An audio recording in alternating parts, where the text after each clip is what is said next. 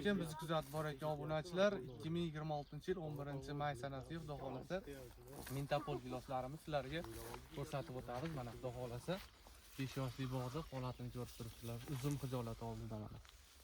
Qip-qizildan bo'lib mana akalar. Bandi uzun, qo'shmag'i yo'q mana akalar. Deyarli yo'q qo'shmag'i. Hamma gilosda o'zi qo'shmag'i bo'ladi, lekin bunda kamroq nisbatan. Mana do'stlar, qattiqligi mana videoda qanaqa ko'rilyapti.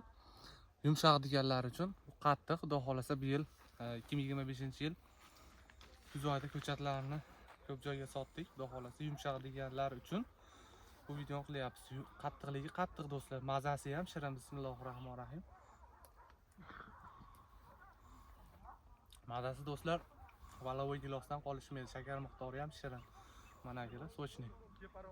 Xudo xolasa do'stlar, mana holatini ko'rib turibsizlar. Bitta daraxtda kami 20 kilo 30 kilo chiqadi. Xudo xolasa. Ha, Bulqay aka. Chiqadi, xudo xolasa. Xudo xolasa 30 kiloning atrofida meva bor. Bu eng kamida. Bog'da sxemasi 5 ga 2 sxemada ekilgan, hektariga 1200 ta ketadi. Bu degani 5 yil 6 yildan keyin o'rtacha 20 kilo 10 kilodan hisoblaganingizda ham 10 tonna 20 tonna hosil bor degani. Hozirgi holat 2026-yil 11-may sanasiga 40 ming so'mdan 1 kilosini uzib ketishyapti. Bu yerda 5-6 tonna ag'dag'ida bor.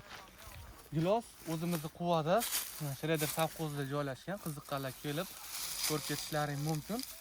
Kaltaylarni do'stlar, o'zimizni qadrdonni bog'ida xudo xolasa mevalarni ko'rib, bitta-bitta kaltayni olib ko'chatini ko'paytirganmiz.